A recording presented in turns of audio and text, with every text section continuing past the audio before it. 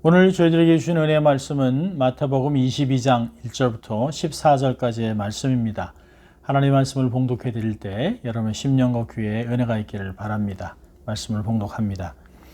예수께서 다시 비유로 대답하여 가라사대 천국은 마치 자기 아들을 위하여 혼인잔치를 베푼 어떤 임금과 같으니 그 종들을 보내어 그 청한 사람들을 혼인잔치에 오라 하였더니 오기를 싫어하거늘 다시 다른 종들을 보내며 가로되 청한 사람들에게 이르기를 내가 오찬을 준비하되 나의 소와 살찐 짐승을 잡고 모든 것을 갖추었으니 혼인잔치에 오소서 하라 하였더니 저희가 돌아보지도 않고 하나는 자기 밭으로 하나는 자기 상업차로 가고 그 남은 자들은 종들을 잡아 능욕하고 죽이니 임금이 노하여 군대를 보내어 그 살인한 자들을 진멸하고 그 동네를 불사르고 이에 종들에게 이르되 혼인잔치는 예배되었으나 청한 사람들은 합당치 아니하니 사거리 길에 가서 사람을 만나는 대로 혼인잔치에 청하여 오너라 한데 종들이 길에 나가 악한 자나 선한 자나 만나는 대로 모두 데려오니 혼인잔치에 손님이 가득한지라.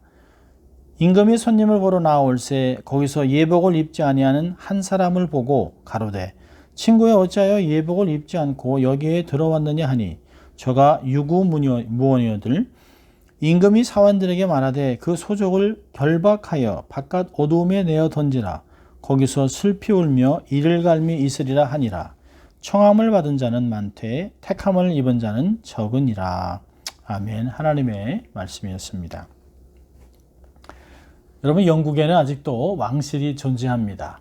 직접적인 통치를 하지 않지만 상징적으로 왕실이 존재합니다. 영국 사람들은 왕실을 매우 사랑하고 존경합니다. 2011년 왕의 서열 2위인 앤드루 왕자가 케이트 미틀턴과 결혼 소식에 영국은 전체가 축제 분위기였습니다. 결혼식은 1000년 동안 왕실의 중요한 일들을 많이 거행했던 웨스트민스터 성당으로 결정했습니다. 결혼식이 있는 4월 29일은 온 국민이 경축하기 위하여 국가 공휴일로 정했습니다. 영국 왕실이 30년 만에 세기의 결혼식으로 성대한 결혼식을 거행할 예정이라고 발표했습니다. 이 세기의 결혼식에 참석할 수 있는 사람들은 누구였을까요? 왕실 가족과 가까운 친지, 영국의 총리와 고위 관리들, 고위 정치들, 영국 국교의 대주교와 고위 성직자들, 유럽의 왕실 부부, 외국의 수장, UN 대표 등들입니다. 여러분, 영국 왕실로부터 초청을 받았다고 하는 것은, 결혼식 초대장을 받은 것은, 참석한다고 하는 것은 대단한 영광입니다. 여러분, 왕실로부터 초청을 받지 못한 사람은 아무리 부자라도, 아무리 유명하고 높은 지위에 있다 할지라도 참석할 수가 없습니다. 왕실에서는 초청할 대상의 지위와 명성을 고려하여 철저하게 리스트를 만들어서 초대장을 보냈습니다.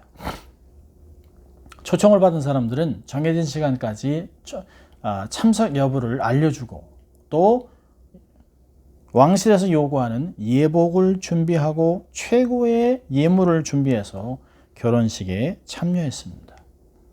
얼마나 기쁘고 영광의 순간입니까? 여러분, 일반인들은 꿈에도 또 상상도 못하는 일입니다. 자, 오늘은 예수님의 비유 19번째로 본문을 중심으로 왕의 아들의 혼인잔치라는 제목으로 은혜와 도전을 받으려고 합니다. 자, 오늘 본문의 배경을 좀 볼까요? 예수님은 공생의 마지막 한 주간을 순환주간으로 보내는데요. 성전에서 말씀을 가르칠 때 종교 지도자들과 논쟁을 합니다. 예수님은 당대 종교 지도자들과 논쟁을 하면서 이들의 잘못된 것을 비난하며 세 가지 비유를 연속적으로 말씀하십니다. 우리가 두 가지는 보았는데요. 첫째는 두 아들의 비유. 둘째는 저희가 지난주에 보았던 악한 소작인의 비유. 그리고 세 번째가 오늘의 왕의 아들의 혼인잔치의 비유입니다. 이 비유들은 종교 지도자들을 겨냥해서 하신 말씀인데 갈수록 강도가 세지고 오늘의 오늘의 비유에서 절정에 이르고 있습니다. 여러분, 오늘 본문 2절에 천국은 마치 자기 아들을 위하여 혼인잔치를 베푼 어떤 임금과 같다라고 시작합니다. 여러분, 성경의 결혼식은 창세기 2장의 아담과 이브의 첫째 결혼으로 시작해서 요한계시록 19장의 어린 양의 혼인잔치로 마감하는 성경 전체를 관통하는 핵심 테마입니다. 굉장히 중요한 주제입니다. 여러분, 왕의 아들의 혼인잔치는 예수 그리스도가 재림하실 때 새 예루살렘에 입성하는 성도들과 심판받는 불신자들을 의미하고 있습니다. 자, 이 비유에서 몇 가지 핵심 가르침을 좀 볼까요? 크게는 둘로 나눠집니다만은 잘게 나누면 세 파트로 나눠집니다. 자, 첫 번째는 결혼식에 초청을 받은 사람들입니다. 1절부터 7절까지의 말씀인데요. 왕이 종들을 보내서 그 청한 사람들을 아들의 혼인잔치에 오라 보냈습니다. 이들은 이미 왕의 초청을 받은 명예와 특권을 누리는 고관들입니다. 왕이 특별히 여기는 사람들입니다. 문맥상 이들은 유대인 종교 지도자들을 포함한 이스라엘을 암시합니다. 이스라엘 백성들은 하나님의 선민으로서 특권을 누리고 있었습니다. 이들에게 메시아인 예수님이 오심으로 천국잔치는 배설됐고 잔치에 대한 초청이 이루어진 것입니다. 그런데 왕의 초청을 받은 귀인들은 특권과 명예를 누리는 잔치 참석을 거부했다고 3절은 이야기합니다. 그럼 당시 왕의 초청은 명령의 성격을 띱니다. 여러분, 왕의 아들의 결혼식에 초청을 거부하는 것은 앞으로 자신들의 왕이 될 왕자의 결혼식을 인정하지 않겠다는 것입니다. 왕에게 충성하지 못하겠다고 하는 고의적인 경멸입니다. 왕의 명예를 실추시킨 것입니다.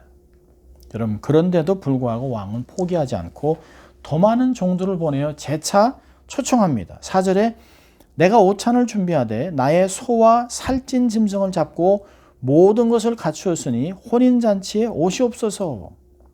여러분, 풍성한 식단까지 소개하면서 그냥 오기만 하라고 초청을 하고 있습니다.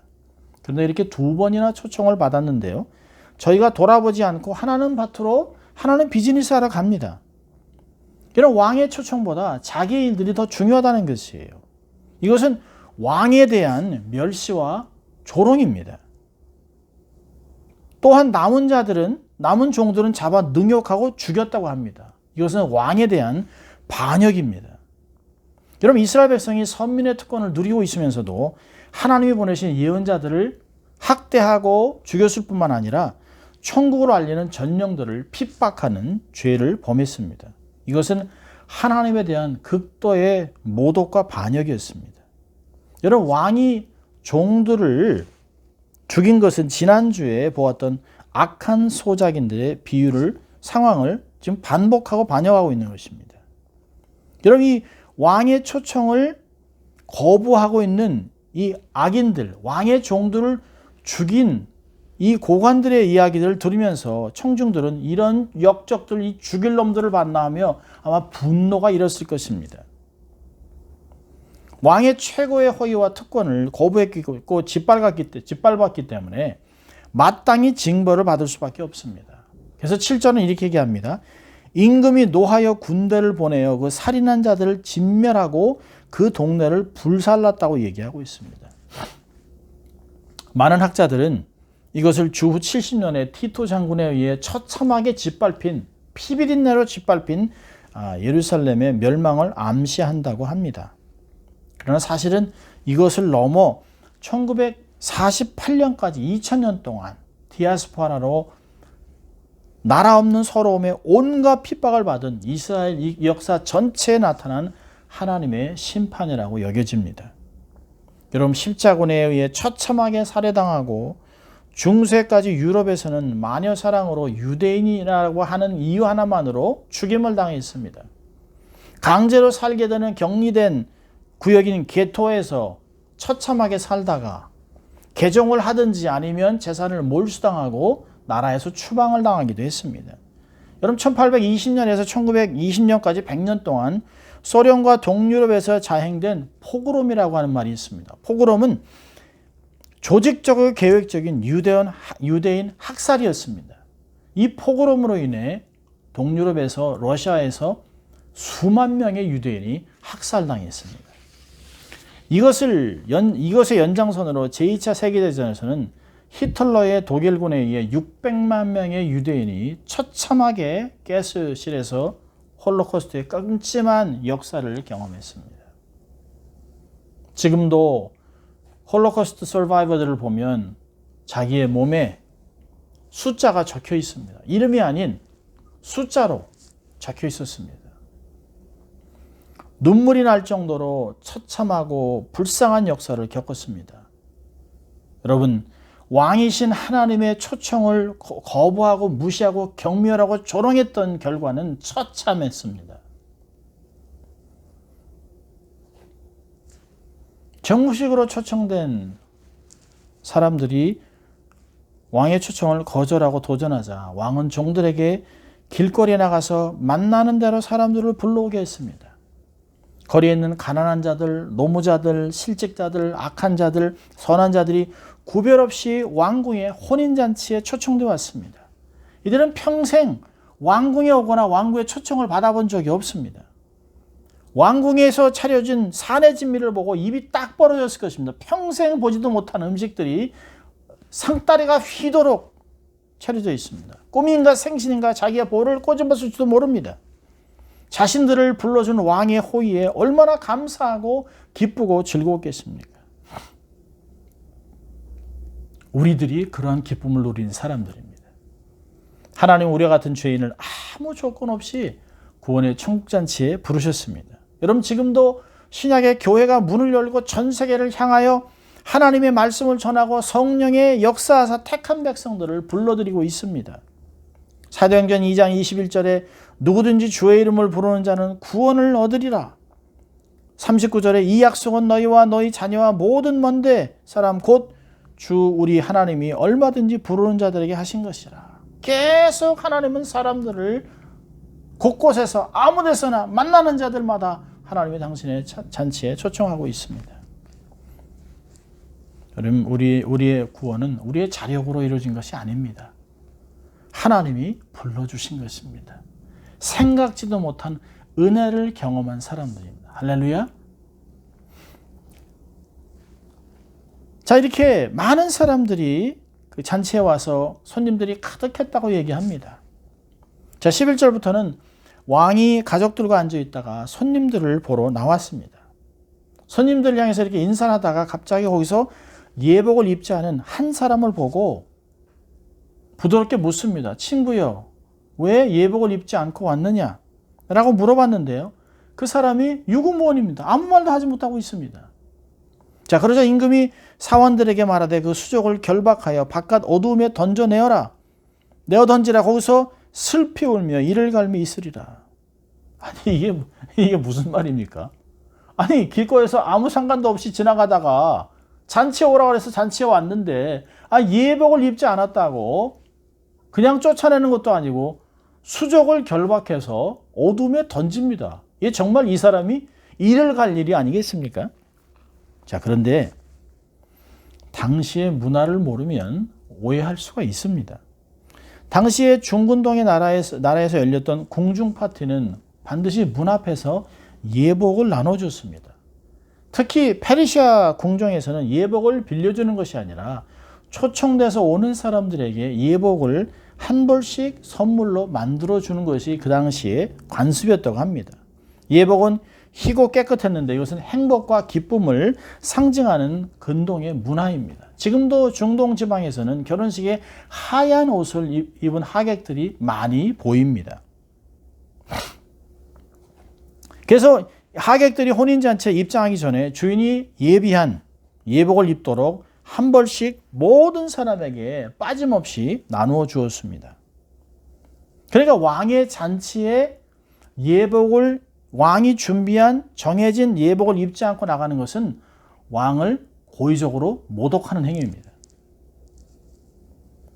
아니, 내가 그 예복을 왜 입나? 나는 그냥 괜찮은데 이 옷도 괜찮지 뭐 청바지를 입고 와도 무슨 상관이야? 나는 내 방식대로 할 거야 라고 들어가는 것이죠. 이것은 완고함과 멸시와 거절을 의미했습니다. 왕이 그 사람에게 왜 예복을 입지 않고 왔느냐라고 하는 그 말에 그가 유구무원이었던 것은 그가 바로 왕이 준비한 예복을 거절했던 것을 다 알고 있는 것입니다. 말을 할 수가 없는 것이죠. 여러분, 악한 자나 선한 자나 많은 자들이 불려졌다고 얘기합니다. 악한 자들이 많았습니다. 그런데도 불구하고 유독하게 그 예복을 입지 않은 한 사람만 처벌됐습니다. 이런 비유의 전반부에서 왕의 초청을 거절했던 그 도전이 묘사되면서 그것에 왕의 진노와 형벌이 묘사됐습니다. 그리고 후반부에는 예복을 입지 않고 나온 한 사람도 왕의 권위에 도전했기 때문에 형벌을 받은 것입니다. 왕의 통치와 방법을 거부한 것이죠. 마태복음에서 왕의 통치에 대한 거부는 메시아인 예수님을 거부하고 그를 믿지도 않고 따르지도 않는 것과 연결되어 있습니다. 자, 그러면 여러분, 예복은 무엇을 의미합니까? 하나님께서 우리로 하여금 당신의 나라에 들어갈 수 있게 하시려고 예수 그리스도의 속죄 공로를 입혀주신 것입니다. 로마서 13장 14절을 보면 오직 예수 그리스도로 옷 입고 라고 하는 말이 있습니다. 그리고 골로새서 3장 10절은 이 예수 그리스도 옷을 새 사람이라고 얘기합니다. 새 사람을 입었으니 이는 자기를 창조하신 자의 형상을 쫓아 지식에까지 새롭게 하심을 받은 자니라. 바로 예수 그리스도의 의를 얘기합니다. 바울은 지속적으로 자기의 서신에 입었다, 입으라 라고 하는 말을 자주 사용합니다. 이는 예수님이 말씀하신 것 같이 예복을 입으라 하는 말과 같습니다. 새 사람을 입는다고 하는 말은 의와 진리의 거룩하심으로 지음을 받은 그 사람을 입는 것입니다. 그 새 사람을 입어서 그리스도의 새로운 품성을 가지고 성령을 의지하며 인격적인 삶을 살며 열매를 맺으며 살아가는 것입니다. 여러분, 우리의 의지, 우리의 결단 가지고는 그런 삶을 살아갈 수가 없습니다. 오직 성령을 의지해서 새 사람을 입을 때만 우리의 삶이 거룩해지는 것입니다. 예수님은 비유를 마치면서 청함을 받은 자는 많되 택함을 받은 자는 적다라고 하셨습니다. 천국잔치에 초청을 받은 사람 많습니다. 그러나 메시아의 통치를 받는 자들은 적다는 말씀입니다. 많은 사람이 초청을 받았습니다. 그러나 초청을 거절한 사람도 있습니다. 오기는 와서도 천국의 규범에 순종하기를 거부하고 거절당하는 사람도 있는 것입니다. 자, 오늘 비유를 통해서 한 두 가지를 우리의 삶에 적용하려고 합니다. 자, 첫째로는 감사하며 살아야 합니다. 감사하며 살라. 여러분, 우리 모두는 하나님의 은혜로, 전적인 은혜로 구원을 받은 사람입니다. 우리가 포도원 비유에서도 본 것 같이 늦은 시간에 포도원의 일꾼으로 부름을 받은 자들과 같습니다. 얼마나 황홀한 구원입니까? 내가 한 일은 아무것도 없습니다. 모두 하나님의 은혜로 된 것입니다. 그렇다면 우리는 감사하며 살아야 합니다. 내가 남이 가진 건강, 재물, 재능, 명예 이런 것이 없다 할지라도 내가 받은 구원 때문에 감사하며 기뻐해야 됩니다. 어떤 상황에서도 감사하며 기뻐하는 것, 그것이 바로 그리스도 안에서 하나님의 뜻을 이루어가는 것이라고 얘기하고 있습니다. 데살로니가전서 5장 18절로 이야기합니다. 여러분, 우리는 늘 우리 구원의 이전의 삶과 구원 이후의 삶을 확실히 기억하고 살아야 합니다. 확실히 변해야 합니다. 여러분, 로마서 5장 8절과 10절에 우리는 예수 믿기 전에는 죄인이었습니다. 또 하나님의 원수로 삶을 살았습니다. 하나님께 내놓을 것은 아무것도 없었습니다. 그런데 하나님이 우리를 죄인이었던, 하나님을 대적하는 원수였던 우리들을 무조건적으로 구원해 주셨습니다. 얼마나 감사합니까? 그런데 시간이 지나면서 이 감사가 식어지면서 보상 심리가 작동을 합니다. 내가 얼마나 교회를 위해 수고하고 노력을 했는데, 내가 얼마나 헌신했는데 나는 복을 받을 만하지. 천만의 말씀입니다. 물에 떠내려가는 인생을 구해줬더니 보따리 내놓으라고 하는 그런 못된 심보입니다. 우리는 생각지도 못한 왕의 잔치에 가게 됐습니다. 놀라운 신분이 주어졌습니다. 하나님의 자녀, 또 왕 같은 제사장으로 삶을 살아가고 있는 것입니다. 할렐루야. 얼마나 감사한지 모릅니다. 우리가 예수 믿기 전에는 그냥 팔자소관으로 그냥 운명으로 여겼습니다. 그런데 우리가 예수 믿고 나가니까 이것은 운명이 아닙니다. 우연이 아닙니다. 모든 것이 하나님의 계획이요 하나님의 섭리 속에 있는 것을 깨닫게 되는 것입니다. 우리의 인생이 하나님의 목적과 섭리 속에 있습니다.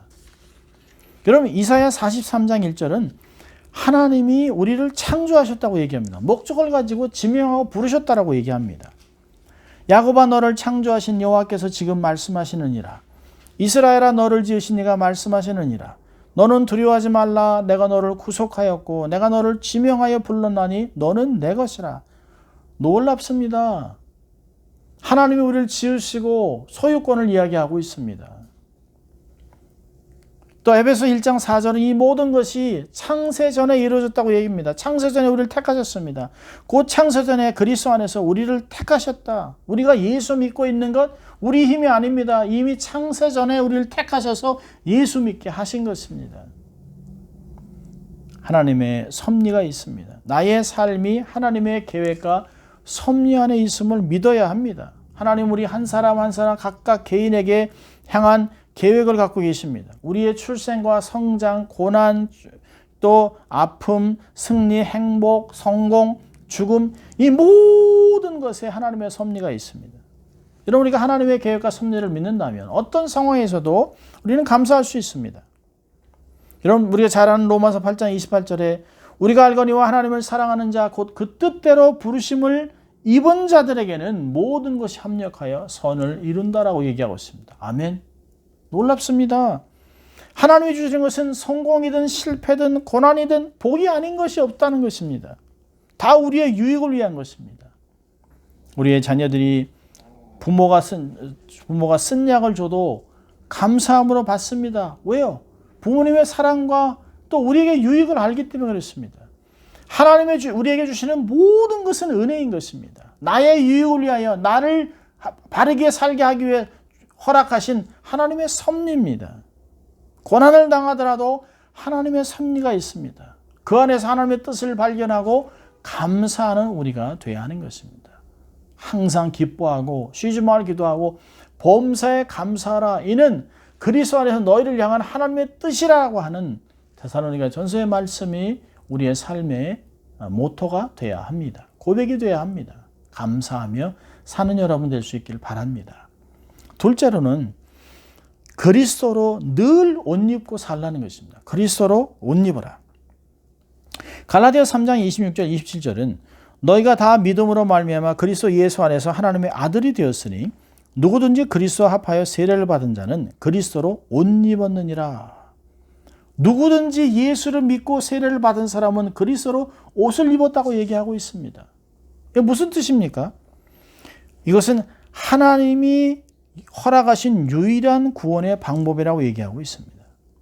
성도들은 하나님의 구원의 길인 그리스도의 대속을 통해서만 하나님 나라에 들어갈 수 있습니다. 요한복음 14장 6절에 나는 길이요 진리요 생명이니 나로 맘지 않고는 아버지께로 올 자가 없다라고 말씀하셨습니다. 다른 길이 없습니다. 모든 종교에도 다 구원이 있다라고 외치는 포스트 모더니즘이나 종교 통합운동은 단호하게 거절해야 합니다. 사도행전 4장 12절에 얘기합니다. 다른 이로서는 구원을 얻을 수 없나니 천하 인간의 구원을 얻을 만한 다른 이름을 우리에게 주신 일이 없음이니라. 앞으로도 없을 것입니다. 오직 예수 그리스도만이 우리의 구원의 길입니다. 청함을 받되 택한 사람은 적다. 예수님이 비슷한 말씀을 생명으로 인도하는 문은 좁고 길이 협착하여 찾는 이가 적다라고 마태복음 7장 14절은 이야기했습니다.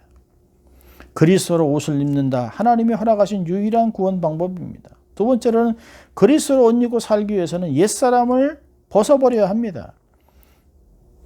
에베소 4장 22절 24절은 너희는 유혹의 욕심을 따라 썩어져가는 구습을 쫓는 옛사람을 벗어버리고 오직 심령으로 새롭게 되어 하나님을 따라 의와 진리의 거룩함으로 지음을 받은 새 사람을 입으라. 여러분, 신앙생활을 하면서 아직도 세상적인 사고방식, 습관, 버릇을 여전히 고집하고 있는 사람들이 있습니다. 신앙생활 하면서도 세속적으로 삶을 살아갑니다. 그러니 추한 옛 모습 위에 새 옷을 덧입어봤자 냄새나고 더러운 모습이 그대로 있는 것입니다. 여러분, 더러우면 벗어버리면 됩니다. 회개하면 되는 것이에요. 그런데 그 더러운 위에 자꾸 덧입고 냄새 때문에 진한 향기를 뿌리면 주위에 악취를 풍기게 되는 것입니다. 주위의 불신자들이 코를 잡으면서 저 사람 뭐야? 겉은 번들어한데, 이런 사람들 때문에 우리가 개독교라는 말을 듣는 것입니다. 한 번이 아닌 매일의 삶에서 매일매일 매 순간마다 옛사람을 벗어버리고 옛 구습을 쫓아가는 죄된 습관들을 다 벗어버리고 그리스도로 새롭게 옷 입어야 합니다. 그래야 그리스도의 향기를 품고 살아가는, 이것이 바로 경건의 삶입니다. 세 번째로는 그리스도를 옷 입는다고 하는 것은 그 옷에 걸맞게 살라고 하는 것입니다. 로마서 13장 14절은 오직 주 예수 그리스도를 옷 입고 정욕을 위하여 육신의 일을 도모하지 말라. 여러분, 옷은 그 사람의 신분을 드러냅니다. 경찰, 소방관, 판사의 법복은 그 사람의 신분과 권위를 드러냅니다. 여러분, 경찰복을 입은 경찰이 깡패짓을 하고 마약을 피우고 난동을 부린다면 말도 안 되는 것입니다. 부끄러움을 당하고 결국에는 그 옷을 벗게 됩니다. 명예롭게 은퇴하는 것이 아니라 옷이 벗겨져 수치를 당하게 될 것입니다. 전에 읽었던 글인데요. 명예를 생명과 같이 여기는 해병대 장교가 일본 오키나와 섬에서 길에서 술이 취해 난동을 부리고 길 가는 여인을 겁탈하려고 시도해서 마을이 발칵 뒤집어진 사건이 있었습니다. 증인도 많고 현장에서 체포될 때 입에 담지 못할 욕을 해서 난리가 났었습니다. 그래서 군부대는 정중하게 사과하고 경찰서에서 그 군인을 인계받았습니다. 그리고 그를 어떻게 할 것인가를 신중하게 논의를 한 후에 군대에서 모든 해병대원들을 연병장에 다 모였습니다. 그리고 다 정복을 입었습니다. 그를 감옥에 보내는 것이 아니라 모든 사람들이 보는 앞에서 징계를 하기로 결정했습니다. 연병장에 모인 모든 해병대원들 앞에 투스타 장군이 그 미국 해병대의 명예를 실추시킨 그 장교를 단에 세우고 그를 모든 사람이 쳐다보는 가운데 직접 그 장군이 그 사람의 계급장을 바로 다 뜯어버렸습니다. 다 떼버리고 그를 불명예스럽게 제대를 시켜버렸습니다. 미국 해병대의 명예를 실추시킨 장교를 공동체에서 축출한 것입니다. 무서운 징계가 아닐 수 없습니다. 일벌백계로 그 후에 그런 일이 없다고 합니다. 여러분, 우리는 하나님의 나라의 대사로 이 땅의 삶을 살아가면서 기독교인이라고 하는 이름을 갖고 살아갑니다. 모든 사람이 우리가 누구인지 압니다. 하나님께 속해 있는, 하나님의 나라를 대변하는 이 나라에 하나님이 두신 대사관조로 하나님의 대사로 삶을 살아가는 건 누가든지 다 알고 있습니다. 그렇다면 그리스도의 옷을 입고 살아가면서 하나님 나라와 명예를 위해 삶을 살아가야 되지 않겠습니까? 말을 하더라도 한마디 한마디 조심하고 하나님께 영광이 될 말들을 해야 되는 것입니다. 베드로 사도는 베드로후서 서신을 마감하면서 3장 11절 12절에 이렇게 권면합니다. 너희가 어떠한 사람이 되어야 하뇨? 거룩한 행실과 경건함으로 하나님의 날이 임하기를 바라보고 간절히 사모하라. 거룩한 행실과 경건함으로 삶을 살아가라고 얘기하고 있습니다. 말씀을 마치려고 합니다. 여러분, 하나님의 은혜로 구원을 받은 우리는 매 순간 감사하며 살아야 합니다. 기쁨으로 삶을 살아가야 합니다. 우리의 언어, 행동에서 감사와 기쁨이 넘쳐나야 할 것입니다. 이 기쁨이 주위의 사람들에게, 하나님께 나오는 자들에게 그리스도의 옷으로 덧입힘을 받은 삶이 어떤 것인지 우리는 드러내고 가르쳐주며 살아야 합니다. 왕의 구원의 혼인잔치에 사람을 초청하는, 불러들이는 충성된 종으로 삶을 살아가야 합니다. 여러분 다 왕의 아들의 혼인잔치에 참여하십시오. 기쁨을 함께 누리십시오. 구원받아 천국에 가십시오 라고 외치는 우리의 삶이 되시기를 주의 이름으로 축원합니다. 기도하겠습니다. 하나님 아버지 감사합니다. 오늘도 저희들을 말씀으로 초청하시고 또 예배 속에 말씀으로 우리를 권면하신 것 감사합니다. 하나님께서 우리에게 허락하신 구원의 초청에 우리가 반응하여 구원받게 하시고 기쁨과 감격의 삶을 살게 하신 것 얼마나 감사한지 모릅니다. 하나님, 우리도 이런 것을 가지고 많은 사람들 앞에 그리스도의 의의 옷을 입고 또 우리와 같이 구원받게 이들을 구원의 잔치에 초청하는 저희들 될 수 있도록 도와주시고 때를 얻든지 못 얻든지 말씀을 전하고 구원을 선포하는 저희들이 다 될 수 있도록 하나님 축복하여 주시옵소서. 어려운 코로나 시간을 지날 때 우리가 주눅들거나 낙심하지 않게 하시고 오히려 소망으로 가득 차 하나님이 주실 기회를 바라보며 말씀으로 승리하는 한 주간 될 수 있도록 주님 축복하여 주시옵소서. 감사하고 예수님 이름으로 기도합니다. 아멘. 여러분 한 주간도 더운 날씨에 건강하게 승리하는 여러분 될 수 있기를 바랍니다. 사랑하고 축복합니다.